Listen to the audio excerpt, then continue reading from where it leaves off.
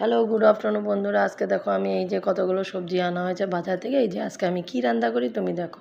এই যে লাউ ডোগা, এই যে ভেন্ডি আরও বরবটি, এখানে পটল আরও, এখানে শসা আর টমেটো। এখানে এই যে ডোগাটাকে দিয়ে আমি মুগ ডাল দিয়ে আজকে রান্না করে দেখাবো। তোমরা দেখো কিভাবে হয় রান্নাটা। আর রান্নাটা খেয়েও খুব মজা লাগে, দেখো খেয়ে। চলো, এখানে আমি মুগ ডাল আরও জল দিলাম, জল দিয়ে মুগ ডালকে দিয়ে ভিজিয়ে আধা ফুটা করলাম, নুন দিলাম। নুন দিয়ে এখানে ডোগা কাটানো হচ্ছে। ডোগা কাটানো হওয়ার পরে এই যে এখানে আমি একটু ডালটাকে আধা ভাঙা মতো করলাম, কেন আধা ভাঙা করলে জিনিসটা ভাল লাগে। তবে হলুদ দিলাম, এখানে শাকগুলো দিয়ে দিলাম, দিয়ে এখানে একটু পোটালাম, লঙ্কা কাঁচা লঙ্কা দিয়ে দিলাম। লঙ্কা দেওয়ার পরে এখানে একটু আদা আরও এখানে জিরে পেস্ট করে আমি দিয়ে দিলাম। তারপরে আমি এখানে নামিয়ে নিয়ে এখানে তেল দিলাম, তেল দিয়ে এখানে পাঁচফোড়ন, শুকনো লঙ্কা, তেজপাতা দিয়ে এটাকে এটা লালচা লালচাভাবে ভাজবো।